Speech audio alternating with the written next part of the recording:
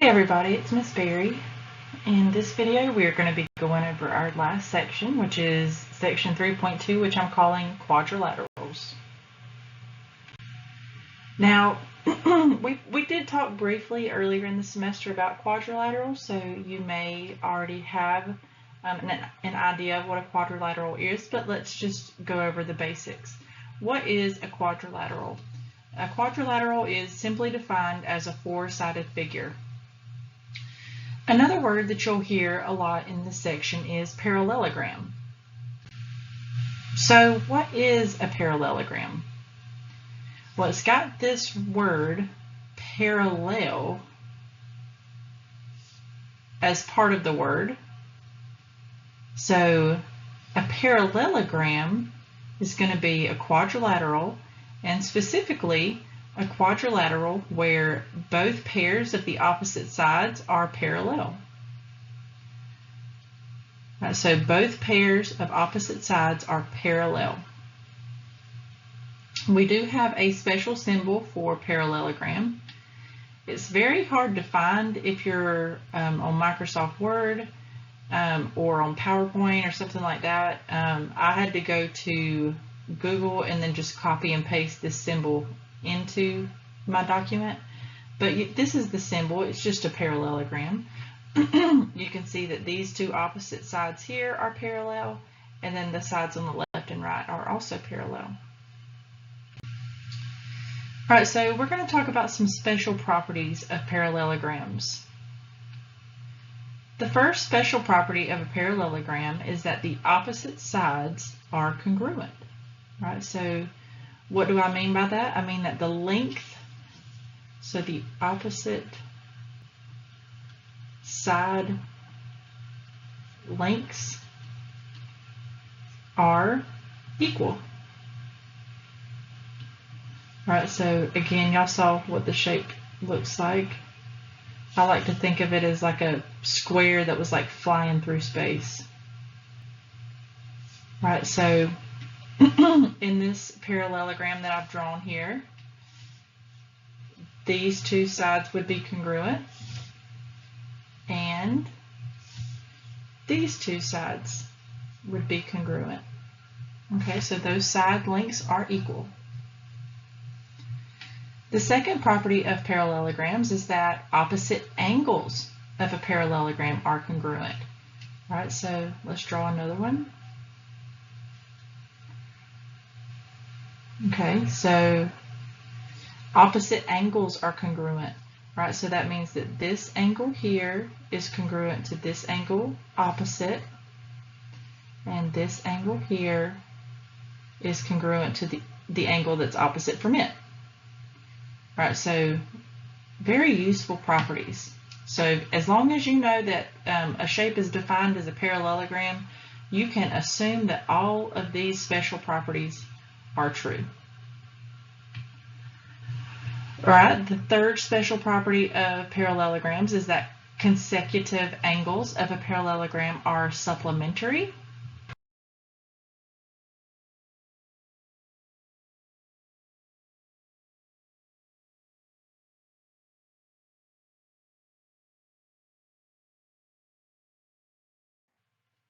So let's talk about what we mean by consecutive angles when we are dealing with parallelograms. I'll draw you a little picture. When we refer to consecutive angles in a parallelogram, we just mean the adjacent angles. So let me name these. I'm going to name it A, B, C, D. So in a parallelogram, if they refer to the consecutive angles, they're just referring to angles that share a side. So in this case, A and B are consecutive angles. B and C are also consecutive angles. C and D, and then also D and A. Right, so A and D, B and C and D. All right, so all of those are consecutive angles. So that means that if you add these together, So if you did A plus B, angle A plus angle B, that's got to add to 180. All right, so since they're supplementary, that means that those angles must add to 180 degrees. Right, so same with A plus D, that adds to 180 degrees. B plus C adds to 180 degrees. And C plus D adds to 180 degrees. All right, so another useful property when working with a parallelogram. And then lastly, the diagonals of a parallelogram bisect each other. Right, so if you had a parallelogram and the diagonals were drawn here, well, that one didn't draw very well, but that's okay. What this is saying is that, remember, bisect means split in half. All right, so that's saying that, let's name these A, B, C, and D. All right, so the diagonals bisect each other, so that means that DB, right, so the line segment DB splits AC in half. So that means that from A to this midpoint, and then from this midpoint to C, that those are, those line segments would be congruent. Right, and then same here. Those would be congruent. All right, so this one, I would say, I feel like this is the one that we use the least in this class, but again, depending on the context, this could be a very useful property. All right, so let's look at our first example. It says find the value of x in the parallelogram. The first way that I did this was way longer and used a different property, but as I was recording this video, I decided to delete everything I had in there, and I'm just doing this on the fly because I thought that this would be a much easier way to do it. So if you recall, on the last slide when we were talking about the special properties of parallelograms, which they have specifically defined this figure to be a parallelogram, we know that the consecutive angles of a parallelogram are supplementary. And remember, the consecutive angles here are just defined as the adjacent angles, the angles that share a side in the parallelogram, which these do. So x and 76, they are both on this bottom side, so they are supplementary. Right, so we're just going to add them together, and we know that those have to add to 180 degrees. Right, so we are just going to subtract 76 from both sides. 180 minus 76 would be 104. Right, so super easy.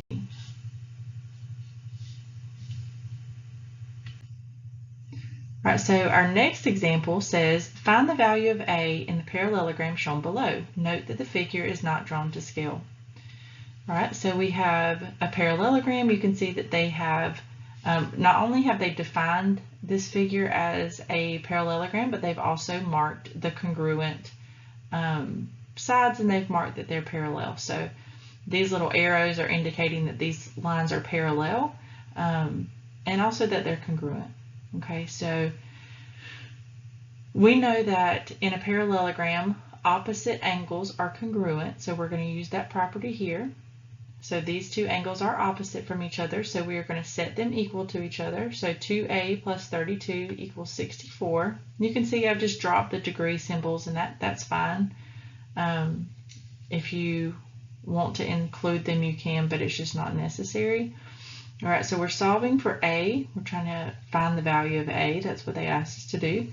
So let's start by subtracting 32 from both sides. What do we get if we do 64 minus 32?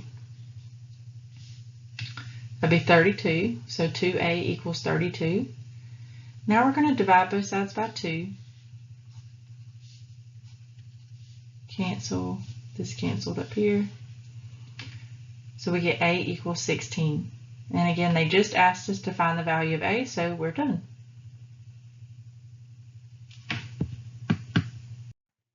Okay, so moving on to our last parallelogram example, it says use the diagram of parallelogram ABCD to find the length of each side. All right, so here's our diagram. They do define it as a parallelogram, so we're allowed to use all those special properties. And again, we're supposed to be finding the length of each side, but in order to do that, of course, we are going to have to find the value of A. And if you recall, opposite sides of a parallelogram are congruent. Right, so we're going to start right here. Right, so since we know that that bottom side is equal to 15, since opposite sides are congruent, or their side lengths are equal, we can set those equal to each other and solve for A. So we have A minus 7 equals 15. If we add 7 to both sides, then we find that A is 22. Right, so A is 22. Right, so now we know the value of A, and we can use that value to find the side lengths. Right, so we already know that the side length of AD is 15. Since opposite sides are congruent in a parallelogram, BC must also be BC must also be 15, but we do need to find the side lengths of BA and CD. All right, so let's do that next. All right, so we're not quite done, but we are going to need to use that value for A. All right, BC, we already knew that that was 15, but we can double check our work by plugging in 22. 22 minus 7 is 15. So line segment BC is equal to 15. The length of line segment AD is 15. We were given that. All right, then we have the length of line segment BA. All right, so BA is right here. We just need to plug in the value of A, which is 22.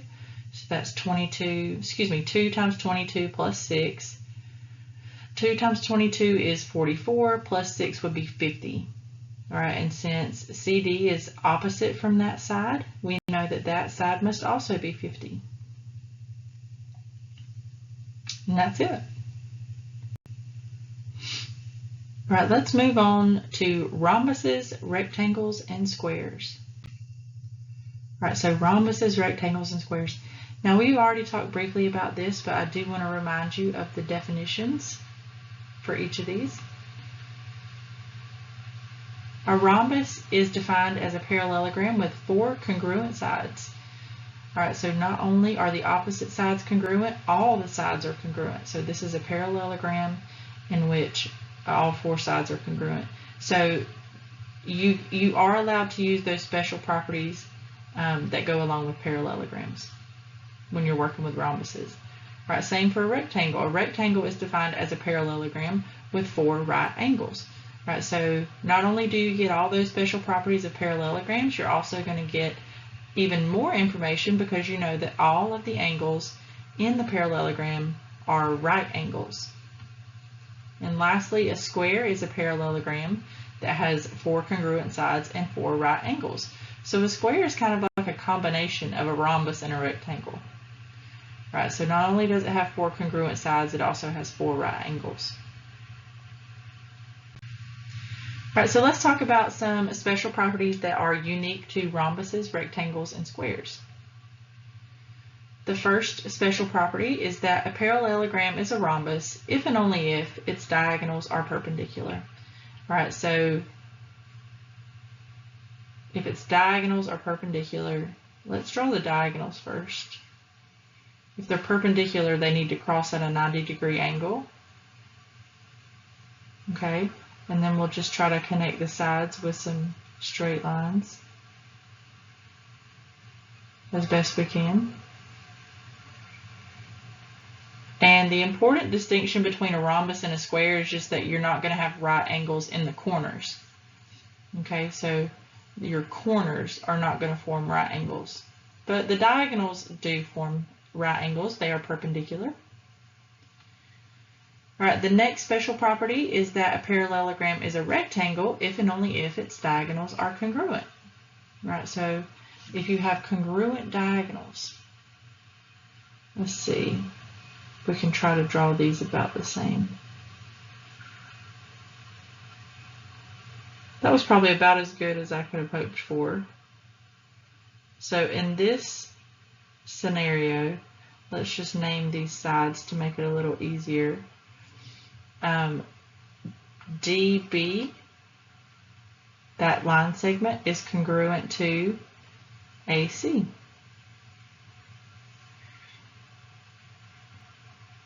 All right, so let's look at some examples that deal with rhombuses, rectangles, and squares. So number 4 says find the value of the variables, then find the side lengths of the rhombus. All right, so in this diagram, first of all, they have told us that this is a rhombus, right? So we know that all 4 sides are congruent, okay? And we are supposed to find not only the side lengths, but also the values of the variables. So look at our diagram. We've got 2 different variables here. We've got an x and we've got a y, and there's another x over here. Now down here on the bottom of the rhombus, they have already told you what the side length is. So if you recall, like we said, a rhombus is a parallelogram with 4 congruent sides. So if one of the sides is equal to 12, then all of the sides must be equal to 12. Right, so we can find the value of x just by setting those opposite sides equal to each other. Right, so 4x minus 4 equals 12. This is going to tell us the value of x. So we're going to add 4 to both sides. All right, so we're going to add 4 to both sides. That's going to give us 4x equals 16. Now to get x by itself, we're going to divide both sides by 4. So x is 4. All right, so now we know the side lengths are 12, and we also know x is 4. So the last thing we need to find is y. Right, so now we're going to look at those opposite sides. We're going to set those equal to each other. And really, you don't have to set 4y and 3x equal. Since all 4 sides are congruent, we could set for y equal to 12. Right, so we'll get the same answer either way, but I think that would have been slightly easier than what I'm about to show you. Right, so I'm setting opposite sides equal here. 4y equals 3x. I do know that x is 4. I just found that, so I'm going to go ahead and replace x with 4. Right, so 3 times 4 is 12. Right, now I can divide both sides by 4 to get y equals 3. And again, since this is a rhombus and they told us that it was a rhombus, we could have just set 4y equal to 12 since all 4 sides are congruent. Right, so I did a little bit of unnecessary extra work here. All right, so all of our side lengths are equal to 12. So that was the first, or that was part of what we were asked to do. It said find the lengths of the sides. All right, so we did that. And we're also asked to find the values of the variables. So x is 4 and y is 3.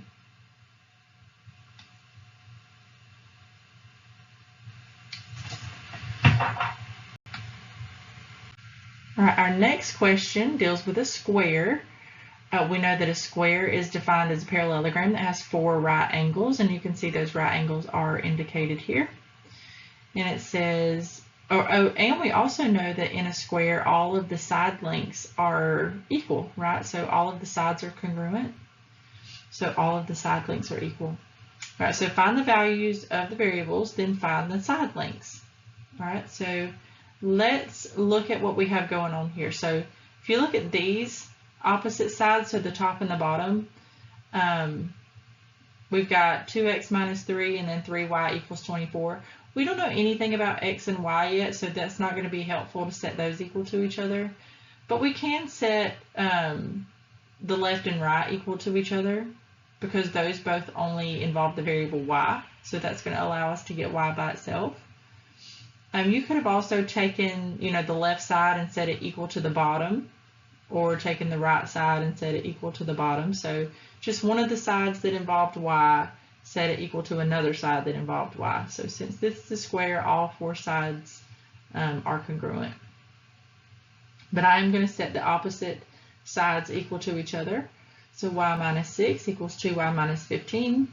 Now I am going to show you some of my algebra stuff here just because we've got a lot to move around. So I'm going to start by subtracting y from both sides.